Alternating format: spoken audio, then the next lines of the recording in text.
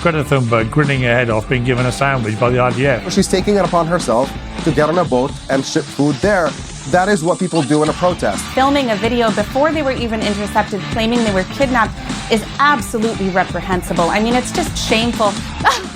You're vile. You're a liar and you're vile. Well, there are two distracting sideshows overshadowing the current horrors unfolding in Gaza. The first is Greta Thunberg's selfie yacht, which has inevitably been intercepted by Israeli forces en route to the Gaza Strip.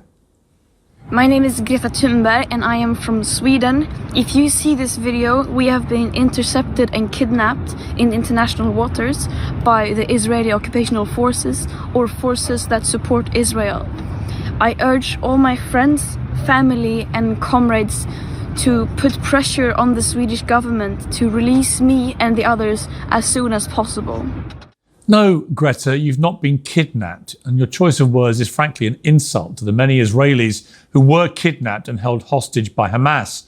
56 of them shamefully remain in Gaza, many of those presumed dead. And no, you're not raising awareness about the humanitarian crisis in Gaza. Many of us have been talking about it daily because we see the horrific scenes of desperation and starvation unfolding before our eyes. The only thing you, Greta, are raising awareness about, as always, is yourself. And on that note, the second big distraction at the moment is this. Answer me that one question. Do you know how many Hamas terrorists you've killed and how many children you've killed? Do you know those two numbers? I know the numbers that came from the IDF. I know the numbers that came from a very established give me the two numbers. Wait a second. How come you know exactly how many Hamas terrorists you've killed, but you have no idea how many children you've killed? Cares about human life. I just asked you a simple question. At the same time, Hamas is deliberately using the children as human shields. Answer my question. Why is it you know one number but not the other?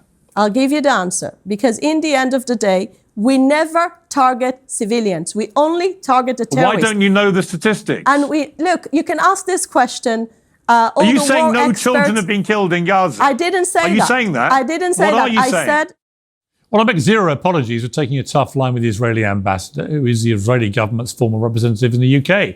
I asked her 17 times how she could be so certain about how many Hamas terrorists Israel has eliminated, but apparently doesn't have a clue how many innocent children have died in the process. 17 times. She just failed to give me an answer. Well, National Jewish Assembly released a statement which condemns the interview in the strongest possible terms, but it's so far not condemned the deaths of so many civilians and children by an Israeli government, which two former Israeli prime ministers have now accused of senseless killing and war crimes. Laughably, their statement says when pro-Hamas apologists appear on his show, they are met with nods and softball questions.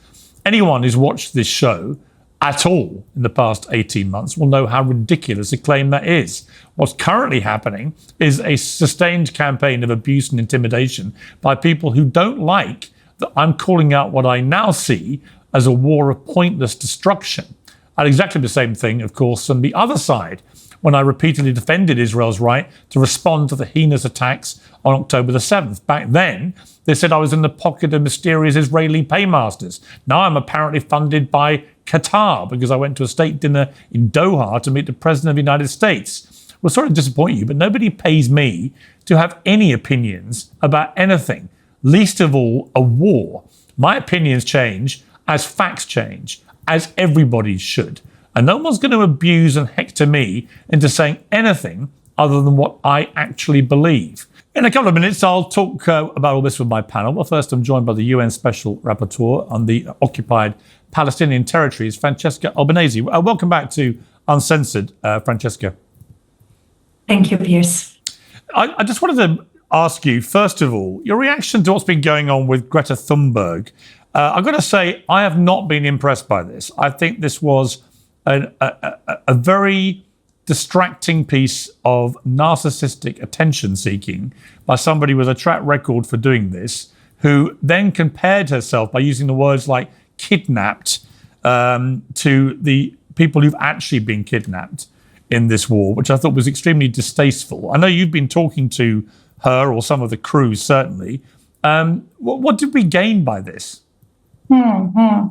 So first of all, thank you for having me, Piers. I hope we will have a peaceful conversation because I've been up almost all night following what was happening to the flotilla and responding to journalists interested in knowing what was happening. I would like to reframe the whole discussion, if you allow me. So, because the flotilla mission was a lawful humanitarian effort, not a stunt. And because of this, we need to look at why they were there and not who was there. As you know, Gaza has been starving. As you know, it's incredible, it's abominable that a country whose leaders are indicted or investigated by the ICC for atrocity crimes and who's been investigated as a state for genocide get to control the flows of aid. This is absolutely ludicrous. Aid should be given according to principles of humanity, neutrality, impartiality, and independence. Instead, Israel has turned this into a sadistic abattoir, as Chris Gunness recently put it. So the flotilla has substituted the inept reaction of the international community, which has expressed words of condemnation at best. So what I think is that the flotilla, with all the people who were on board, is all but performative. And let me tell you why I think that people like Greta Thunberg or Rima Hassan came on board. Yesterday, I was not in touch with her. I've been in touch with the captain because together with other special rapporteur peers, we have called for the support of the flotilla since the very beginning, because we think that the flotilla is doing, even if symbolically, what member states should be doing. But just a few weeks ago, another flotilla with anonymous activist was hit in international waters. It was probably a crime, and no one has uttered a word. And in 2010, 10 activists were killed, and no one has been held accountable despite a UN investigation. So people like Greta Thunberg and others came on board using their visibility, putting everything in the line. What have they achieved? Honestly, listen, I hear you, but what have they achieved, honestly, other than Greta Thunberg getting her face on a lot of newspapers, right, with a big beaming grin, receiving food, let me finish. All I've seen are big pictures of her grinning her head off, receiving food at the end of her ordeal, which lasted a few hours. She knew exactly what was going to happen. She knew the IDF would not let her anywhere near Gaza. The whole thing is, I think you said, is performative. And I'm not seeing people running around going, good on Greta Thunberg. She's really changed my mind about what's happening there. They've all gone, hang on a sec, you're calling yourself a kidnap victim and your kidnappers are giving you food and then taking you to a safe place afterwards. Why would you use that kind of analogy when actually the war is raging, as you know, because Israel is determined to kill all the Hamas terrorists and get their hostages back who actually were kidnapped? I think you are the only one left who still believes the killing all Hamas terrorists. Piers, frankly, Israel has such a sophisticated that's what Israel army, is. I said that's what Israel has said it is trying to do. Not killing Hamas terrorists. I've actually been hang on. I've been very just to be clear, Francesca. I've been very critical of the Israeli government in the last week. But you're still mentioning that Israel is killing terrorists. I'm repeating their mission statement, which they said was to eradicate Hamas and get their terrorists and get their hostages back. I didn't say that this is performative at all, rather the contrary. And the fact that you and I are speaking of this boat is while you have not been interviewing me about the other flotilla who was hit in the middle of international waters, and it was deflagged, which is an incredible violation of people's safe sailing and security. When it happened a couple of weeks ago, it's people like, sorry, I'm not saying people like you, but the media is quite sensationalist, and it has been salivating around the fact that there was Greta Thunberg on the boat. I've never talked to Greta during the context of this mission. I've been talking to the captain and to the communication room on the ground because I was just interested. You know, Piers, people in Gaza are seriously starving as they are bombed every day without respite. 400 people are killed every day. And I've seen a glimpse of hope on the face of many because they were waiting for the flotilla. There should be more flotilla. Come on, you don't believe that for a moment. And then you don't believe that. States I'm sorry, Francesca. It's simply ridiculous to think that anyone in Gaza thought that this flotilla was actually going to get anywhere near them and give them any of the relatively meagre supplies they had. The only person who ended up being fed was Greta Thunberg by the IDF. Oh How is that anything but a painful embarrassment and a stunt? Do you really believe Israeli propaganda throwing sandwiches at them? Of course, the answer was give it to the people in Gaza. Come on, Piers. Come on. You're better than this, Piers. That sandwich was for propaganda. I think you're better than this.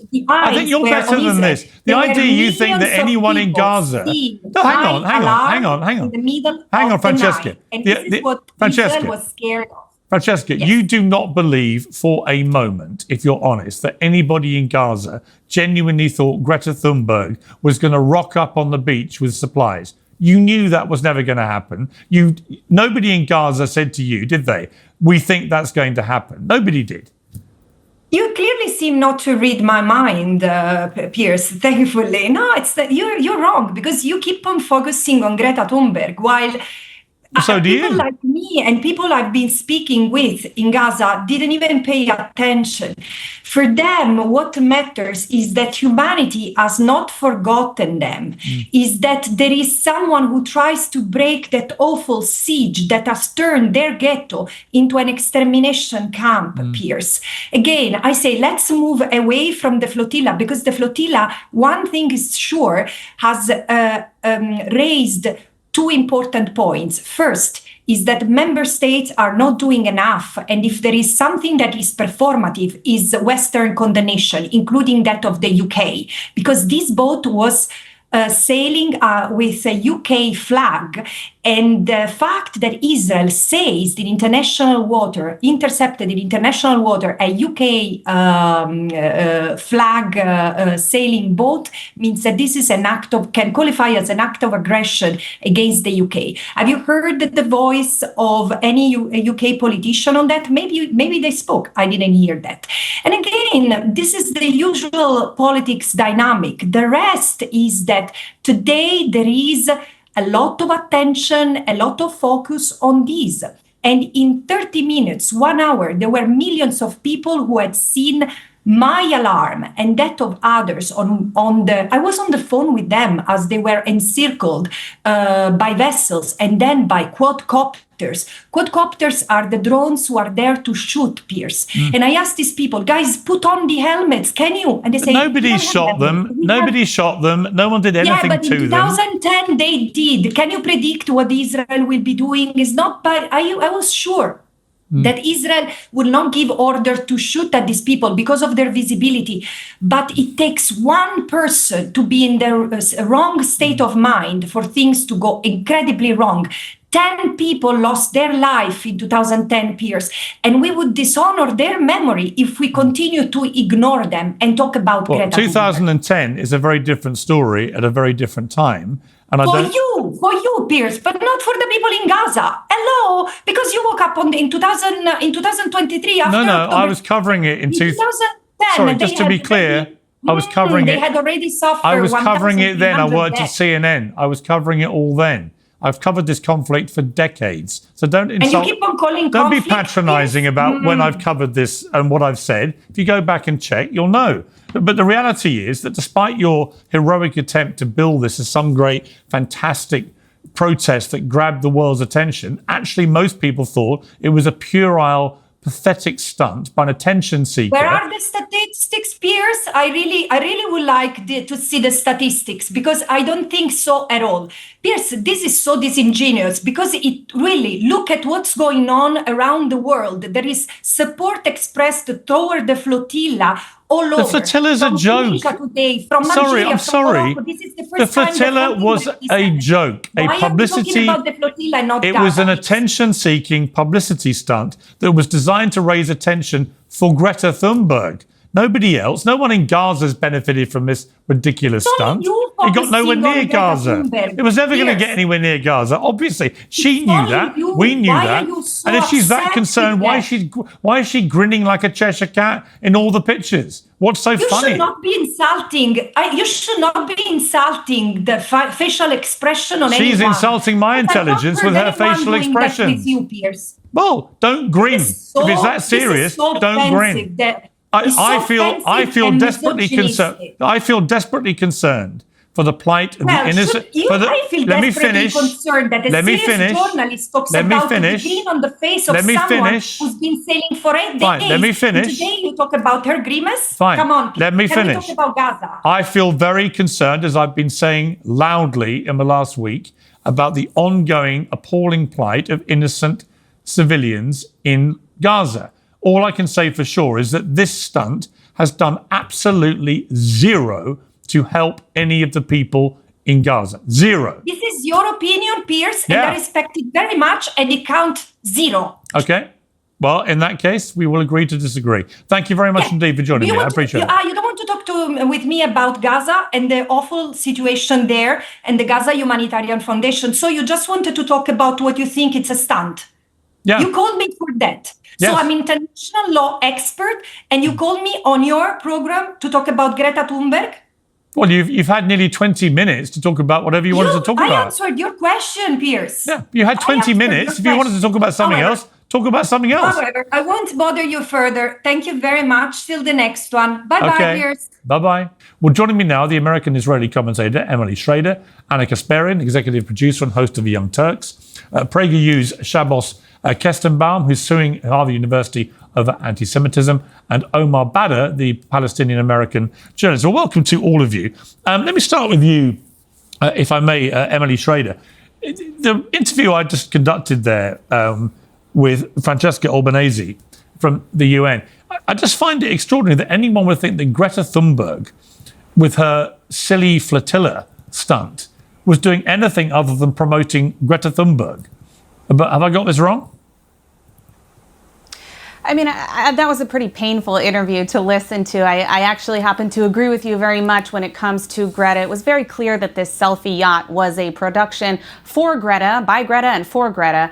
It did very, very little, if anything, to even raise awareness for the situation. And of course, how they framed it, filming a video before they were even intercepted, claiming they were kidnapped, is absolutely reprehensible. I mean, it's just shameful to even use this language at a time when there are dozens of hostages who are still in Hamas captivity. 612 days today, utterly shameful. And beyond that, the humanitarian aid that they were allegedly taking into the Gaza Strip, which was 100 kilograms of flour, just one truck of humanitarian aid that's being transferred by Israel into Gaza right now contains 25 tons of flour alone. That's 250 times what Greta was bringing in on the entire flotilla. And that's only one truck. So if we say that Israel brings in 100 trucks of humanitarian aid that is then distributed by the Gaza Humanitarian Foundation that they're working with now, assuming that Hamas isn't shooting them, then that means that 25,000 tons of aid, 25,000 more tons of aid are being distributed to Palestinians in the Gaza Strip by the state of Israel with the production, with the assistance of local Palestinians on the ground, than what Greta was bringing in the first place. So the idea that this had anything to do with helping Palestinians on the ground is absurd. Okay. And I actually agree with you completely that there was nobody in the Gaza Strip that believed Greta was going to roll up on the shores of Gaza and provide humanitarian aid. No, I'm going to come to Omar to respond to that. But just before we move on, I also want to talk about the two interviews I've done, one with the Israeli ambassador to the UK and one with Natasha Hausdorff, the lawyer, in which both of them, I just kept asking the same question, Emily. I'm going to ask it to you. Why is it that everyone on the pro-Israeli side of this can always tell me exactly how many Hamas terrorists have been killed, but they can never tell me how many innocent children have been killed in the process of killing the terrorists? Why are they only counting the terrorists being killed, not the children. Well, first of all, I'm not an Israeli government spokesperson. No, I know. I never have been. I've never worked for the Israeli government. But I don't think that we know exactly how many Hamas terrorists have been killed. I think that they have an estimate. And I also think that they have an estimate of civilians. They have not been releasing those numbers consistently throughout this war because it varies a lot. And in addition to that, we have a lot of the lists that have been released by Hamas, at least initially by the Gaza Ministry of Health, which is, of course, Hamas controlled, that they have changed the data after the fact. So there's a lot of inconsistencies. There's a lot of information from the dust that has not settled. This is an ongoing war. And I think that's part of the reason we don't know all the answers to that. Nonetheless, any civilian death is a tragedy. It's an awful, awful thing. I wish that it wasn't happening, but unfortunately, it is Hamas that has rejected repeated ceasefires, including the most recent one that would have seen at least 2 months of ceasefire, as well as the release of 10 hostages, as well as the bodies of dozens more. All right, Omar, first of all... A pause in fighting is not a ceasefire. A pause in fighting is not a ceasefire. I'm so sick of the rebranding of a ceasefire. A 2-month pause in war is not a ceasefire. Period. End of story. Go ahead, Omar. Then Hamas is welcome. Hamas is welcome to release all of the hostages. I said what I said. If you release all of the hostages, that is not a then we can talk ceasefire. about it. This idea that you release the hostages and as soon as the hostages are released, Israel will continue their genocide is unacceptable. Unacceptable. But anyway, continue. You know what else is unacceptable? The fact that there are more than 50 hostages being held by Hamas unacceptable. for more You're than 600 vile days. individual. Let me ask you something. Emily. You were on this show. You were on this very show a year ago debating Abby Martin. And you said, you fancy yourself a journalist. During that debate, you said that Israel has no interest in occupying Gaza. Israel is now very obviously and overtly claiming they intend to occupy Gaza indefinitely, and they announced the construction of 22 illegal settlements in the West Bank, which they also intend to annex. Can you now admit to the world that you are incorrect? No, the situation on the ground changes. And beyond that, this could have been avoided in the first place if the hostages had been released and if Hamas had surrendered their weapons, which is something that Israel has stated repeatedly. You're a liar and you're vile. Continue with the ad hominem attacks, we're not for going the to get to Israeli any government, actual and you arguments. disgust me. I'm actually not. I've never worked for the Israeli government. All right. Do you have any more actual arguments, or are you just going to hurl ad hominem attacks? Ministry of Strategic Affairs, you've never worked with them? Last time I checked, neither of you are identifying as Omar Badr. So let me come to Omar. Omar, first of all, well, I'll talk to you about a few things here. But first of all, your response to the Greta Thunberg Freedom Flotilla. I thought the whole thing was a fatuous waste of everyone's time. Something that was designed deliberately as a publicity stunt, achieved absolutely nothing, and actually made a bit of a mockery of the real plight of people there. No.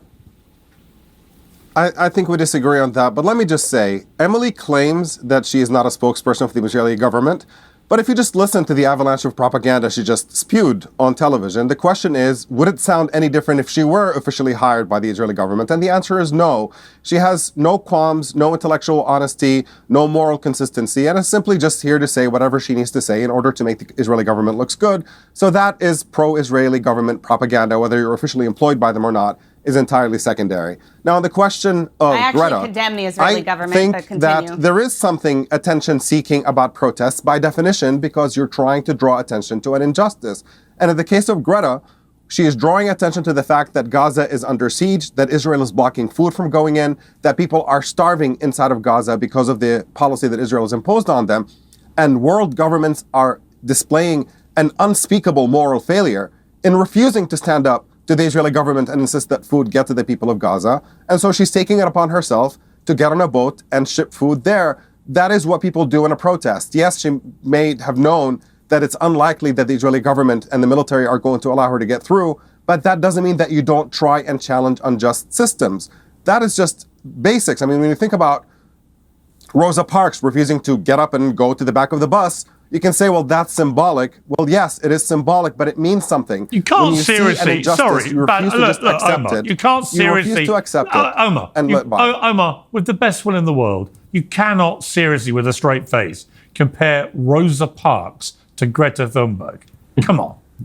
I'm not comparing them. You just did. The point I'm drawing attention to, Piers. You literally just did. I'm saying what's similar about those situations. No, the point of an analogy is to draw on a similarity. The similarity between the situations is not that Greta is like Rosa Parks. What's similar about them is that people in the face of injustice refuse to comply with that injustice. When somebody sees that a captive population is being refused food, we don't just accept that we are not going to go there. Just because you individually do not have the power to force the issue yourself doesn't mean that you try to lead by example so that hopefully other people can force the issue. And collectively, if everybody acted the way Greta did, then we would actually break that blockade and help the people of Gaza. All the pictures I saw today when I woke up were of Greta Thunberg grinning her head off, being given a sandwich by the IDF. How that helps anybody on the Gaza Strip is completely beyond me. Let me bring in Shabbos. Welcome to Uncensored. I think it's the first time we've had you on. Look, I've had a lot of heat in the last week from the two quite feisty interviews I did, although the idea that me and feisty interviews are somehow a new brand development seems a bit ridiculous. But anyway, I have. And what's been very interesting has been the reaction I've had on social media. A very sustained campaign to abuse me, shame me, threaten me, silence me, all from, it seems, people who just object intensely to me criticizing Israeli government policy, when in fact most people in the world right now are criticizing the current Israeli government strategy. And the reason for that is that the original mission was supposedly to go after Hamas and get the hostages back. Well, Hamas is still alive and well, and clearly the numbers have been depleted, but it hasn't reduced their ability to run things in Gaza, or the hostages would have been released, and they haven't been. But secondly, if you look at the reality of what they're doing with their blockade, for example, only recently lifted in any capacity at all. For 3 months, they waged a systematic starvation program against an impoverished people, largely women and children, in smashed down areas that have already been obliterated by airstrikes. And that, as even former Israeli prime ministers have said, it is war crimes, just open and shut war crimes. So the idea that somehow, if I raise a critical eye at this, I then automatically, according to X and people on there, I'm a Jew hater, I'm an anti-Zionist, I'm all these things, right? All these terrible things. I'm committing blood libels. It's all complete nonsense, isn't it?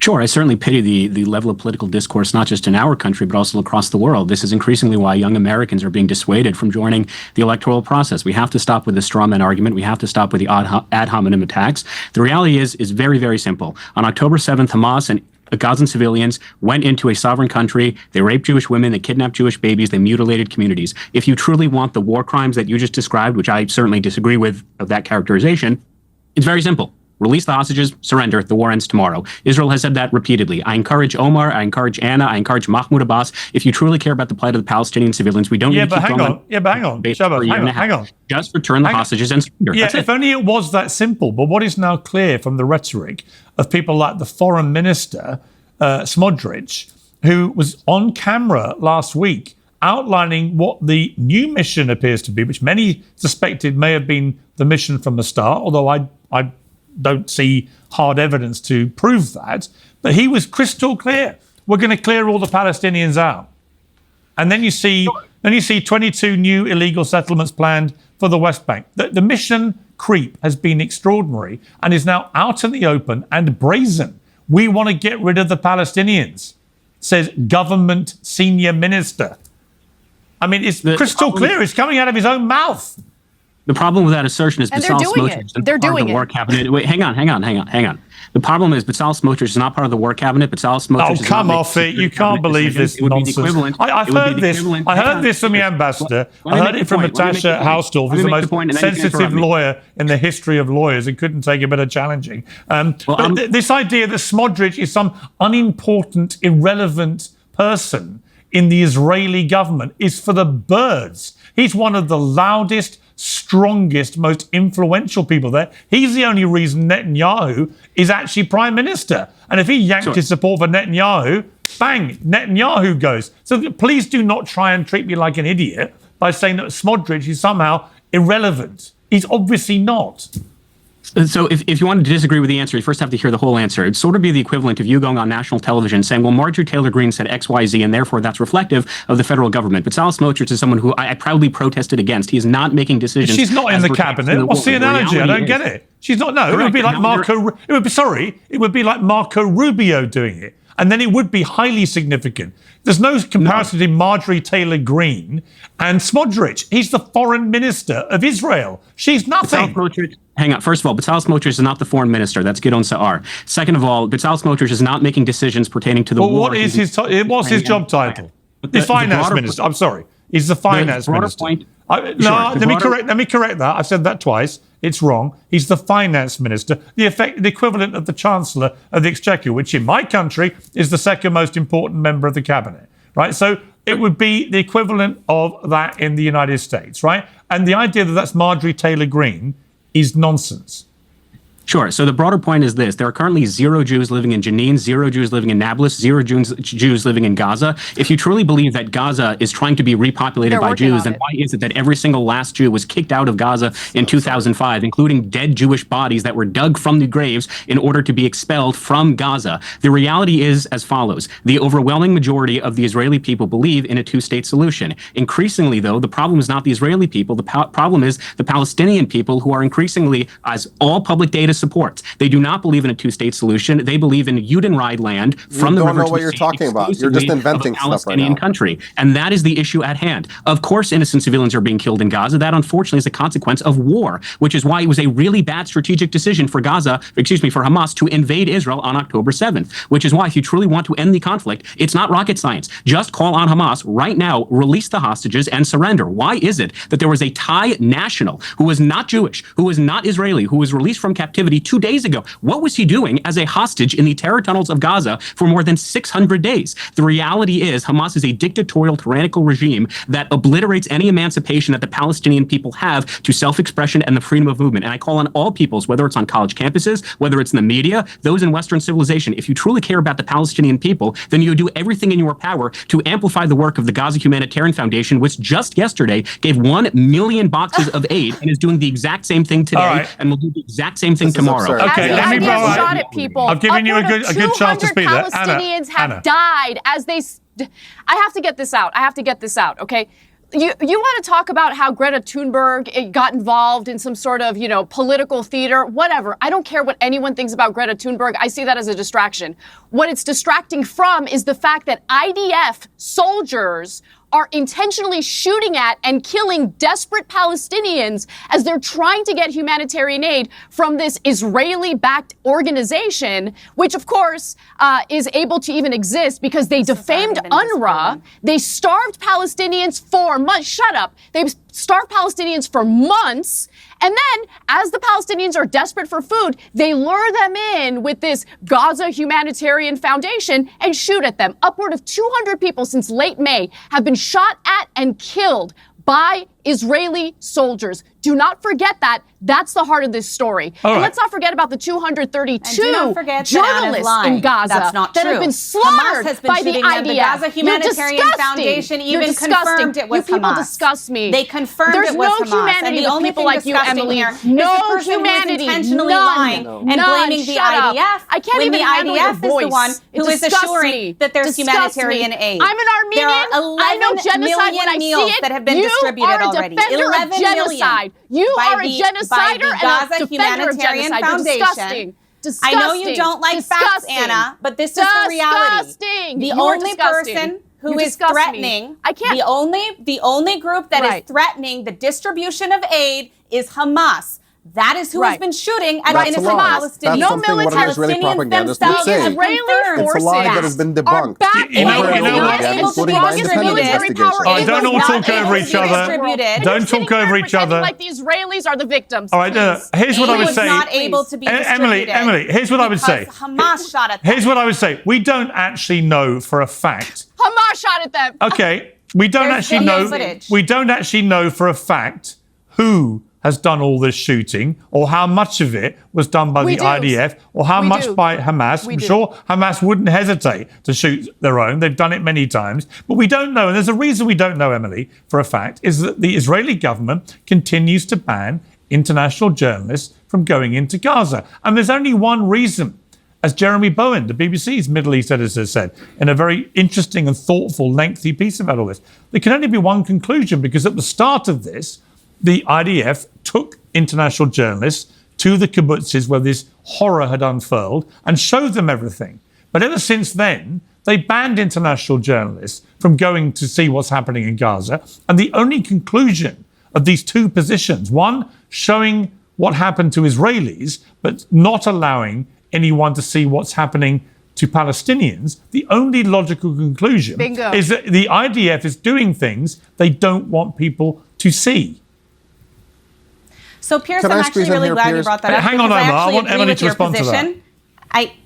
I actually agree with your position. I think that the state of Israel should do much more to ensure that international journalists are able to freely enter Gaza. I think that there are other concerns on the ground, like security concerns, because it has been that Hamas has taken international journalists hostage. You know, as well as me, Alan Johnston is a great example of this. In 2021, as well as 2014, we saw that Hamas was pressuring international journalists on the ground, not allowing reports to be sent out unless they were approved by Hamas. So there is an actual threat in addition. But the risk assessment should be made by the journalists. It's not for the IDF. I agree with you. Or the Israeli government to determine a risk assessment for independent international journalists. They will decide. I agree with you. I think that Israel should ensure and do everything they can.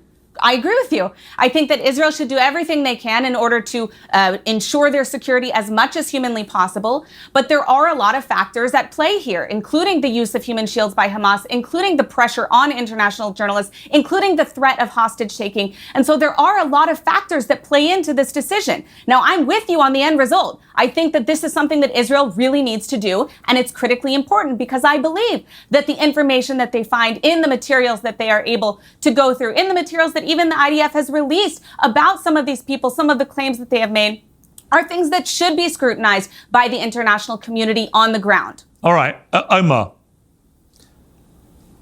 We have to be clear first about who is killing the people who are going to these distribution centers. There's always a pattern that repeats itself over and over again of the Israeli government claiming they had nothing to do with an incident until there's an independent investigation. In this case, in the most recent shooting, CNN did an analysis of the recordings and concluded that the gunfire was consistent with something that would come out of the Israeli military, and that's why they pointed the finger at the Israeli military.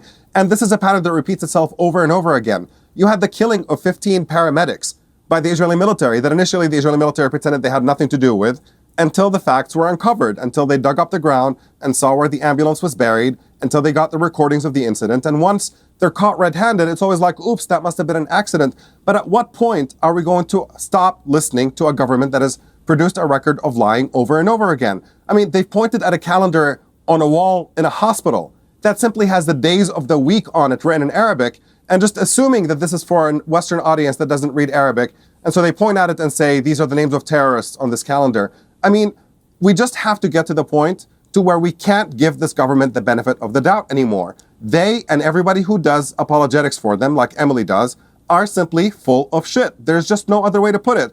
I mean, we have to hold bare minimal level of standard for the information that comes. And I'm sorry, at some point, when you produce a record of lying over and over and over and over and over again, we have to stop taking anything that you say seriously. And we have to look at the fact and to look at a government that is carrying out genocidal atrocities in Gaza, as defined by virtually every expert on the genocide and every major human rights organization. All of them at this point line up and say, these are genocidal policies.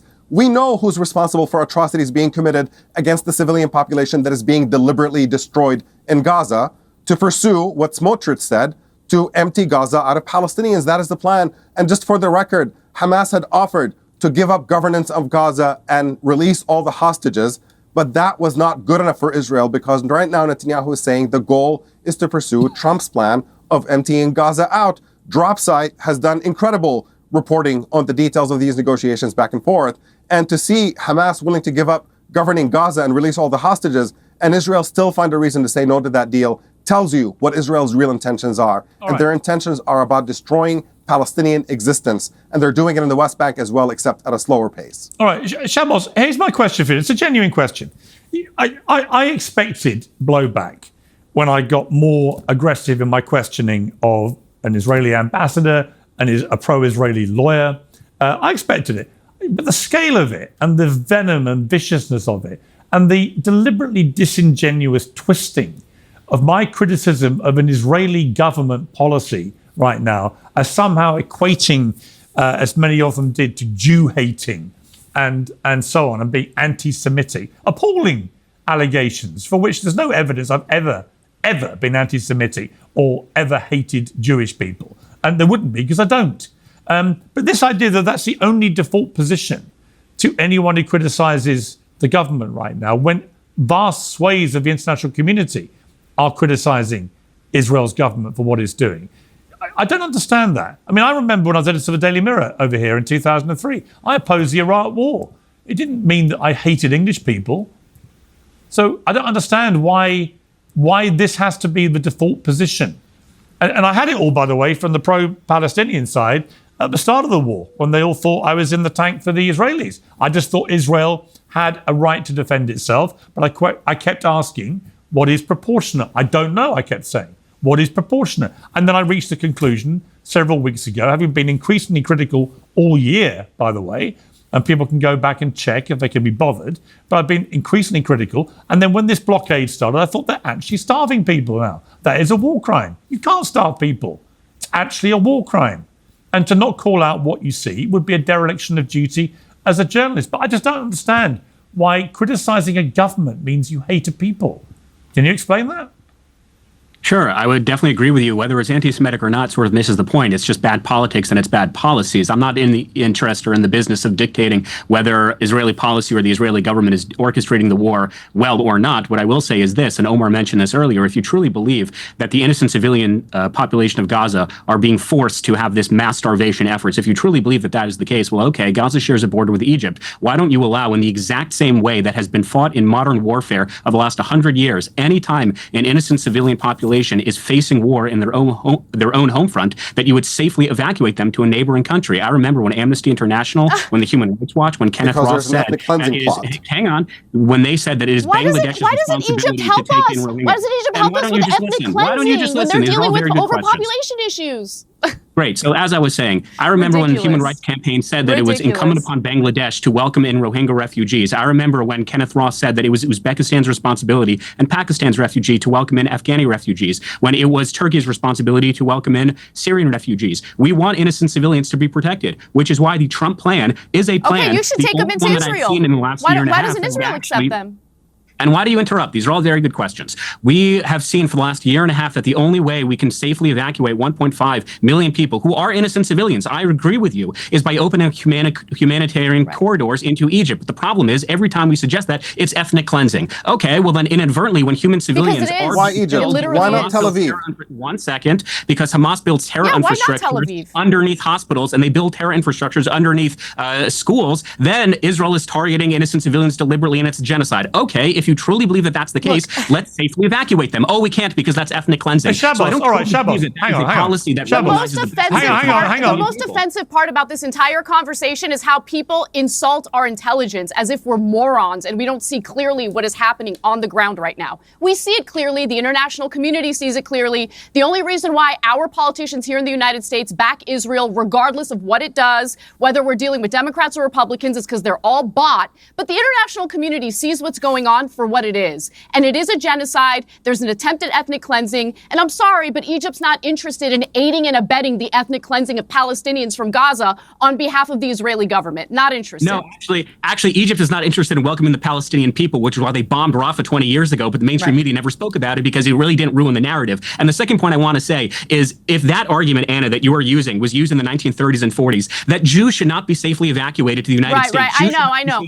One trick pony. They need to stay in Germany. They need to stay in Poland. Otherwise, it's ethnic cleansing. You're not going to silence my ass. You're not going to silence my ass by invoking the Holocaust or calling me an anti-Semite. I don't give a shit. Okay, I see what's happening clearly. I'm going to speak up about it, and no one's going to shut me up. Period. End of story. We see what's going on. The entire international community sees what's happening. The Israeli government wants to genocide and ethnically cleanse Palestinians, not just from Gaza, but the West Bank too. Look at the terror they're dealing with in the West Bank. Hang on, Shabbos, please. Hang on. I want to go to Emily. What I find extraordinary, and I genuinely mean this, is there seems to be either a lack of awareness of what the rest of the world is now beginning to feel about this, or a deliberate putting head in sand and saying, it's not happening, we don't want to hear it. Because, if I was an Israeli, if I was Jewish right now, it would be impossible not to be aware of how the world is beginning to feel about this, and that this has got out of hand, it's disproportionate, too many children are being killed, there seems to be no end game for this whatsoever other than, as Shabbos has just said, getting all the Palestinians out, right? Which is clearly what Smotrich, the finance minister, wants to do, and it's clearly what other members of that cabinet agree with him about. I just don't get why there's no awareness or deliberately willful blindness towards the growing international opprobrium from people like me, right, who've been very supportive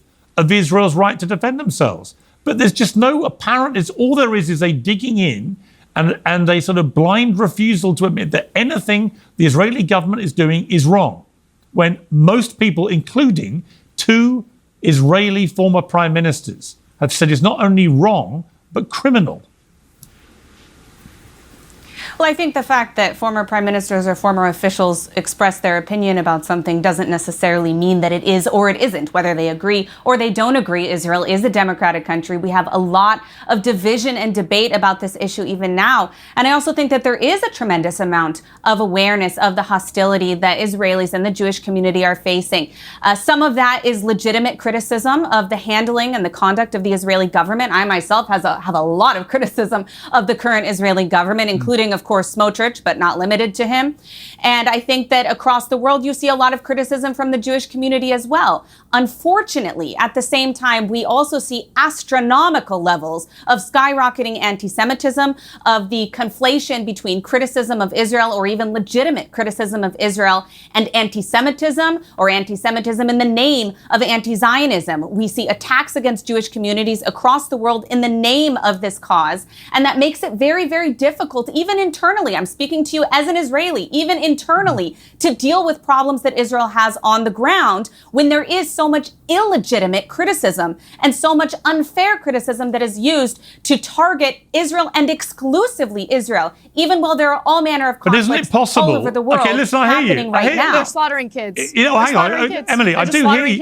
Hang on one second, Anna. I do hear you, Emily, on that, right? Some of the anti-Semitism and the attacks on Jewish people, it's utterly appalling. Like all of that, I wouldn't qualify it, all of it is appalling. But I think the 2 things can be wrong at the same time. These attacks on Jewish people are outrageous, shameful, should not be happening. The rising tide of anti-Semitism is appalling and shouldn't be happening. And Jewish people should not be afraid to go out of their front door, which many I know are. I accept all of that. And I'm completely with Jewish people in wanting that fear to not exist and for the attacks to stop. But I can park, and I think everyone should be able to park, what is happening there with the separate issue of whether what the Netanyahu government is currently doing in Gaza is acceptable or not. And I think that is very unacceptable, what they're doing. That has nothing to do with my views of attacks on Jewish people or rising tide of anti-Semitism. To me, they can be 2 different things. They can both be wrong. I agree with you that both can be wrong. I'm simply answering your question as to whether or not there's awareness both within Israel and within the global Jewish community about this issue, about the fact that there is so much criticism and so much hostility when it comes to dealing with the state of Israel and how they're handling the conflict in Gaza. Okay, fair enough. Omar? When Israel was coddled before, that did not change anything about Israeli policy. During the so-called peace process, all Israel ever did is build more and more and more illegal settlements throughout the West Bank and at the time even Gaza. So you almost want to feel bad for the people who are defending the Israeli position because their position is indefensible until you remember how monstrous the content of that defense is. Because on the one hand, you hear all this nonsense about how Israel is only trying to target the terrorists and they're killing civilians by accident. But 80%, more than 80% of the Israeli public in a recent poll came out in support of ethnically cleansing Gaza completely. You can't turn on Israeli media without listening to genocidal language 24/7 about how it's time to get rid of Palestinians entirely. And in one case, you have a former member of the Likud party in Israel who recently said that even babies in Gaza, every last one of them, is an enemy. So in the face of an Israeli society and Israeli government that speaks like that, to now come along and say, no, we're trying to do our best and it's only about defeating the terrorists. I mean, again, you're just fighting a losing battle, and that's why the world is fed up with it, because they see Israel speaking for itself directly, and then you have that filter that Israel's apologists, who are trained about how to speak about Israel in a way that is supposed to be more palatable, in direct contrast to what Israeli policies actually are, and that jig is up. That game doesn't work anymore. Okay. When doctors, Western doctors, go to visit Gaza and see that there is a record number of bullets to the heads of toddlers in Gaza, and they see that there's no other conclusion except to say that toddlers are being targeted, you can't defend that as targeting terrorists anymore. All right. Shabbos, final words from you, and then last word to Anna.